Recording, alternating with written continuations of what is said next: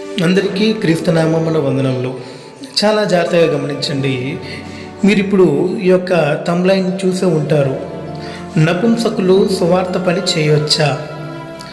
చాలామందికి మనసులో ఉన్న ప్రశ్న ఇది.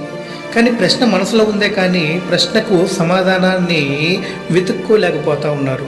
కనుక చాలామంది మనసులో ఉన్న ఈ యొక్క ప్రశ్నకి మేము సమాధానం చెప్పుటకు సిద్ధపడి ఉన్నాము. కనుక నపుంసకులు స్వార్థ పని చేయొచ్చా, చేయకూడదా?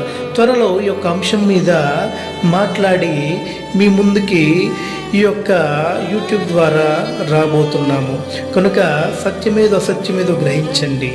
ఆదిమ సంఘ అపోస్తలుల బోధ ప్రకారము కొత్త నిబంధన చట్టంలో నపుంసకులు కానివ్వండి, స్త్రీలు కానివ్వండి, సువార్త ప్రకటన చేసినట్లు కానీ, సువార్థికుని యొక్క బాధ్యతలు తీసుకుని వ్యవహరించినట్టు కానీ క్రొత్త నిబంధన చట్ట ప్రకారం లేదండి.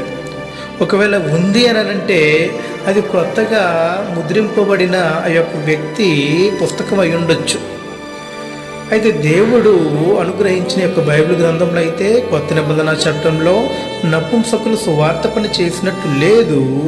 అయితే మీరు శ్రద్ధ కలిగి రాబోయే ఆ యొక్క సందేశాన్ని వినగలరు.